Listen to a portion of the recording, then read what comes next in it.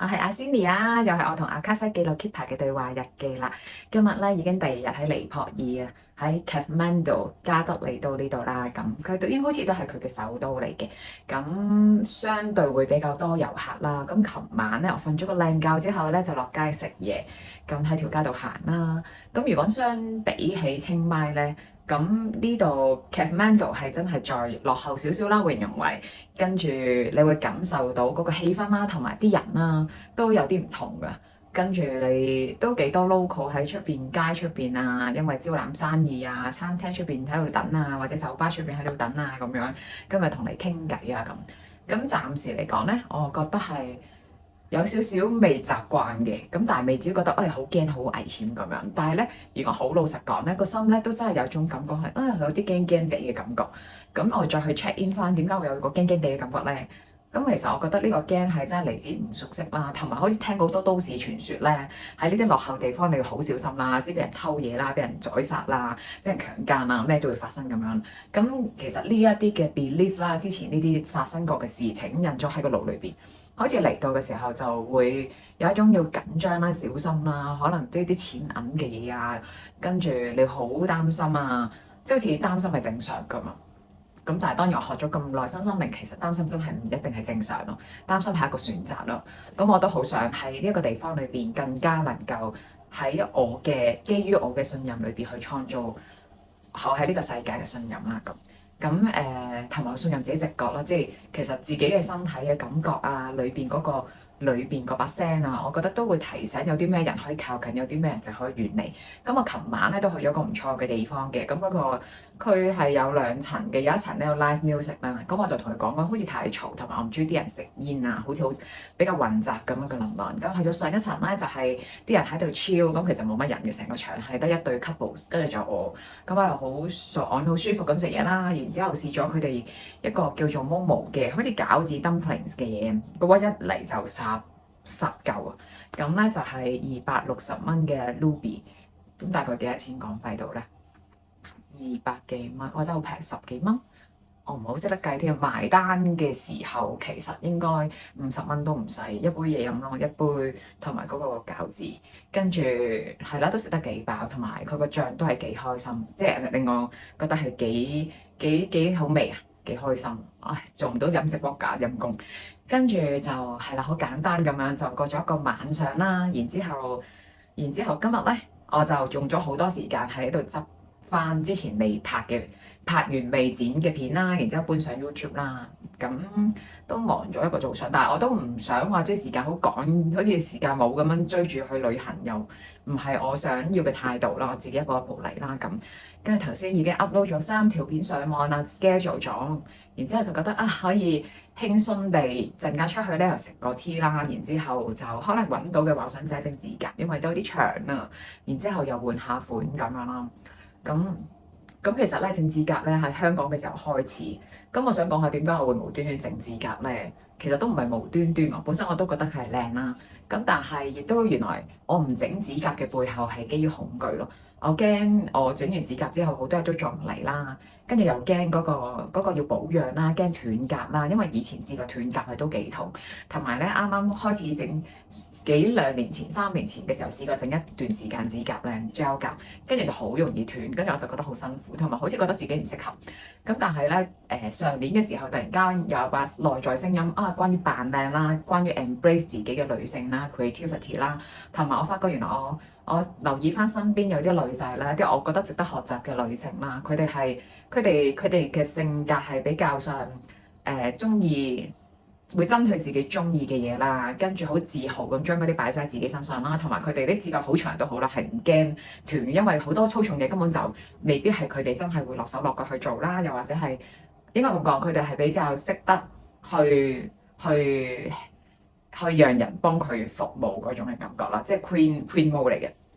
比較上係啦，比較 embody 到 queen mode 呢一樣嘢，我覺得好似我做咗好耐奴婢啊，即係好似好成日都要自己親力親為啦，甚至乎幫人做埋啲粗重嘢啦，跟住其實整指甲某程度上都好似將我呢一個 cream roll embody 落嚟，話俾自己聽，有啲嘢其實會唔會唔需要你自己做咧？咁樣會唔會其實你可以溫柔地做咧？因為你做完指甲之後咧，你好多嘢都好 mindful，你唔想佢斷，你就會變得 mindful 咯咁樣。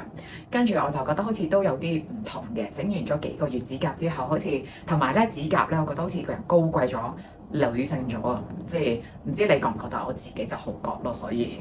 係啊，同埋每個月整唔同款嘅指甲，而嗰啲指甲係反映翻你內在個能量嘅話咧，你自己會覺得特別開心咯。咁即係如果呢樣嘢做得開心嘅話，其實我就覺得係靈性咯。因為有時諗呢啲嘢靈唔靈性、健唔健康咧，其實都幾懊惱，反而好似困咗喺嗰個健康嗰個框裏邊啊，或者係嗰個靈性。所謂呢樣比較靈性嘅框裏邊咯，咁但係如果嗰樣嘢我真係 feel call 去做，做完真係開心嘅話，我覺得呢個會比我去做更加靈性。Anyway 係啦，陣間可能有啲嘢去買啦，然之後再睇下嗰啲行山嘅嘢啦，我都感受到自己可能想買翻少少，可能行山褲，即係可以行山時候唔怕俾樹啊各樣嘢棘到嘅褲。咁同埋呢度都凍，咁想買翻啲厚身少少嘅東西咁樣咯，都冇諗過點樣，就簡單咁過一晚啦。係啊，今晚應該有朋友飛到過嚟，睇下會唔會同佢一齊食嘢咁。有冇嘢問 Keeper 咧？我 feel 下先。咁其實咧，我又覺得好似有一種好搞點講咧。當我唔急嘅時候咧，我好似其實就冇乜嘢問 Keeper，好似一步一步嚟咯，咪就係咁樣咯。真係呢一刻又真係好似冇咩嘢問 Keeper 喎咁。咁又睇下 Keeper 仔有冇乜嘢想講俾阿 Cindy 聽啦，好冇？咁咧，我見到 Keeper 喺度數，好似數咩咧？數星星數禮物咧？喺度數星星啊！1、2、3、4、5、6、7，然之後咧將星星分開分類咁樣咧，1、2、3、4、5、6、7又分類啦。跟住我就同 Keeper 仔講：Keeper 仔啊，你去做乜啊？咁，跟住佢話：我好忙啊，你唔好搞我住咯。跟住我就覺得有幾忙？你忙緊啲乜啊？咁樣啦。Keeper 話：我真係要好細心咁樣去分，唔可以俾你搞亂嘅。你等我一陣。跟住我就見到佢好用心咁啦，將好多唔同嘅星星啦，跟住好似有種打磨啦、即好似批、鋸、磨嗰種嘅感覺啦。即等每一粒星咧都係真係磨靚佢磨令佢好似磨鑽石咁樣。然之後咧，佢就好想 make sure 每一粒星咧都係靚晒咁樣啦，先至出場嘅咁。同埋佢會將佢擺喺一個最啱嘅地方裏邊咯。咁我就問 Keeper，咁我有冇一粒星係屬於我㗎咁？咁 Keeper 話：唔好意思啊，冇喎，你已經係一粒星啦，點解你仲要我喎？跟住我就話我係粒星，唔好玩啦咁樣。跟住 Keeper 話：係啊，你已經係一粒星嚟㗎啦咁樣，你去邊都係粒星咯。跟住我就話：咁但係好似我唔覺嘅咁。跟住 Keeper 話：你唔覺係因為你唔覺得係咯，你冇定義自己係咯。但係喺我嘅眼裏邊，你已經係一粒明亮的星星啦咁。跟住我就話：我唔明啊，點解？即係好似未接受到自己係粒星咁樣，我覺得星係好閃耀咯，好似鑽石咁靚咯。Keeper 話：喂，你已經係啦，你已經好靚咯喎，你已經鑽石咁靚咯喎。跟住我就咁 Keeper，你頭先我見你將佢哋分類，咁我咧我分咗去邊啊？Keeper 話：你就其實你真係比較另類，所以我都唔知將你分去邊好。我分埋其他咧就會分你嗰邊㗎啦。跟住我就點解咁樣嘅？Keeper 話：唔係因為話你有啲咩問題，而係你真係要俾啲時間我，等我再分清楚，然之後咧先至能夠將你哋歸類。跟住我就問 Keeper：咁要分幾耐㗎？Keeper 話：我都唔知啊，但係要啲時間咯咁。咁我覺得自己咧都好有耐性咁等 Keeper 啦咁樣，然之後喺等嘅時候咧做下啲正常做嘅嘢啦，飲食啊咁樣啦。然之後都期待宇宙會將我歸類歸去邊咁樣啦咁。咁但係有種感覺，等下一日啦，咁好似都冇嗰種被歸類嘅感覺咯，冇一個類別，好似冇一個類別係插我入去咁樣咯。跟住我又忍唔住問 Keeper，你分類分咗好耐咯喎，咁幾時到我啊？咁 Keeper 話：你啊，其實咧你分咗個咯喎，你已經分咗類。跟住我就咁我啲祖味咧去咗邊啊？咁跟住 Keeper 就話：你冇祖味㗎，又或者咁講啦，你所有人都係祖味咯，因為你好特別啊，所以你冇辦法歸類咯。跟住我就問 Keeper：咁即係點啊？Keeper 話：真係暫時未有同類咯。跟住我就話：咁俾啲類似嘅我都好啊。咁 Keep 話唔想啦，但係如果俾啲類似但係又不是真係好同類嘅嘅人，你好似又有種未必會令到你真正快樂咯。反而當你完全全投入做自己嘅時候，何又點會即係你又點會驚一個人咧咁？跟住我就有啲失望啦，但係好似都有啲興奮。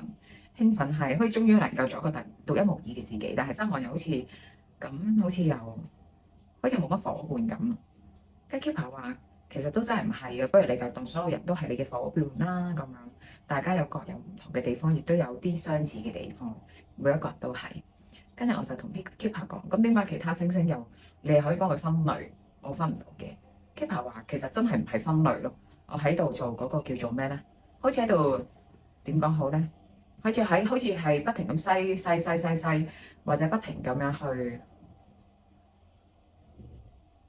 所謂嘅分類，就係將佢一步一步將佢好似將佢 filter 重組，然之後將佢擺去最啱嘅位置。但係最終每個人都係自己一個類別咯。跟住我就點一點頭啦咁。哦，咁係咪之後就1000個人就1000類人啊？跟住話係啊，真係咁樣㗎。咁所以呢個世界就好豐富、好豐盛咯。咁跟住我又點樣點頭啦，先嚟點頭啦。但係咁呢個分類會分到幾時啊？Keeper 話唔知啊，直到你哋每一個人都做自己，佢就完啦咁樣。跟住我話好啊好啊。然之後我就好似冇乜特別嘢講，但係我覺得重點係唔強求揾到啲人係同你好同類咯。同聲同氣同臭同咩同味啊，唔係好識講添嗰種咧。咁但係就去接受同享受嗰啲大家又唔同，但係大家又一齊相處、一齊交流嗰種嘅感覺咯。完美咧，Keep 埋數息，差唔多完。跟住我就係啦，Keeper 就話其實真係而家嚟緊呢個世代就係獨一無二嘅世代啦，大家都將會越嚟越獨一無二啦，跟住越嚟越去，即係好似其實我哋每個人生出嚟都係唔同樣嘅，但係只不過之前啲 mask 咧遮得太多，遮到自己係邊個都唔知，跟住而家就慢慢搣開晒啲 mask，跟住就發覺哦，原來我而家係咁，或者哦原來大家係咁樣，或者哦原來真係唔同咁樣，就係咁樣，係好。謝謝 Keeper，跟住咧有冇嘢問 Keeper 咧？不如講下啦，關於我同呢啲當地尼泊爾人相處啦，或者同人相處啦，關於我嘅人際關係啦，有啲音好得意，我覺得。跟住有冇啲咩信息話俾我聽？點可以令到我同人其他所有嘢嘅關係更加好咧？咁樣人際關係。咁咧 Keeper 就我講咗幾多4個字人際關係啦，就打交叉。Keeper 話唔好理咩人際關係啦，咩叫人際關係啫咁樣。跟住阿 Celia 就話人際關係咧就係人同人相處嘅時候嗰啲溝通啦，嗰建立嗰種互動啦，嗰種認識啦，嗰種 bonding 啦，咪就係人際關係咯咁。Keeper 話不如你唔好理呢4個字啦，你就重新學過點樣去同生命溝通啦。跟住我就唔係好明點解 Keeper 要咁做。Keeper 就話。其實人際關係咧，當你諗嘅時候，你好多舊有嗰個想法啦，嗰種信念仍然喺呢4個字裏邊。當你諗起人際關係嘅時候，嗰種咩為之好嘅關係啦、唔好嘅關係啦，都會喺你嘅腦裏邊咯。但係如果你能夠重新學習去認識嗰種關係嘅話咧，你哋試下唔好睇咩人際關係好唔好咯，你淨係你反而睇你自己好唔好，係一個更加好嘅指標。因為當你完全同你嘅心亞拉。當你喺個愛嘅狀態裏邊，你自然就能夠將你份愛送俾隔離嘅人啦咁樣。咁但係點樣送法咧？點樣為之關係？即係點樣為之係好嘅互動咧？咁樣，我想你都係專注翻喺自己內在嗰種建立關係嗰種學習裏邊先。到某個程度咧，你就明我點解咁講啦，同埋明咩叫真正嘅嗰種同外在世界嗰種關係嘅互動啦。咁我就同 Keeper 講好啦，我都會努力，我會用心謙卑咁學習嘅。但係你有冇多啲 tips 話俾我聽，點樣去發展呢一條路咧？咁 Keeper 就話：首先咧，你嘅你同你自己關係真係好重要啦，重要到呢個核心咧係一個好似真係好大嘅重點嚟嘅。如果你偏離咗你同自己嘅愛嘅時候咧，你都會偏離咗你同世界嘅愛咯。咁點樣去令到自己更加能夠忠於同自己嘅愛咧？就係你真係忠於自己嘅想法，忠於自己嘅決定，同埋去尊重自己嘅感受。你嘅決定係基於你自己感受去反映出嚟嘅。跟住我就話咁如果我唔喺愛裏邊，咁會點樣啦？跟住話，如果你離開咗愛啦，你感到恐懼啦，你感到不安啦，感到煩躁啦，咁其實咧，你哋都容易將呢個能量咧散發出去呢個世界裏邊，喺其他唔同嘅關係裏邊，即使你有冇啦，真係表達出去都好啦，能量層面其實都有呢一個互動喺裏邊咯。咁所以其實真係，當你喺個愛裏邊嘅時候，你俾到嘅就係愛咯。當你不安、煩躁、緊張、恐懼、憤怒裏邊，你俾到嘅就係嗰啲嘅能量咯。跟住我就同 Keeper 講，其實呢啲又好似又真係明咗好耐，即係好似因為講緊頭腦明咗好耐啦咁樣。咁但係去到人際關係嘅時候，有冇再多啲嘅信息俾我咧？咁我就見到我係好忠於自己啦，表達自己開心啦、唔開心啦，我嘅界線、健康界線喺邊啦，有啲咩做多咗，可能我會令我唔舒服啦。我能夠好適當去表達嘅時候咧，其實每個人都會尊重，因為我如此咁尊重我自己界線。跟住我就覺得係因為有個咁嘅界線啦，其實同人嘅關係相處就好咗好多咯。大家明白我係一個點嘅人，大家就明白我嘅底線，大家係會愛我嘅人就會盡量唔好觸及我嘅底線啦，又或者去溝通翻呢一樣嘢啦咁樣，跟住就變咗好似有一種感覺係大家真係愛緊真真正正嗰個我咯，而唔係一個遷就咗嘅我，或者係一個有面具嘅我啦咁。咁而喺呢一個關係裏邊咧，其實人哋都舒服嘅。咁而同一時間咧，好似人哋都可以喺一個空間去放低佢個 mask 啦，同埋佢亦都係有佢自己界線啦。咁其實可以係好舒服、好舒服嘅相處啦。咁 Keeper 話，總之咧，你就集中喺自己同自己關係裏邊，你同自己關係越喺我愛嘅狀態裏邊啦，你就會俾到世界更多愛，你就會俾到他人更多愛噶啦。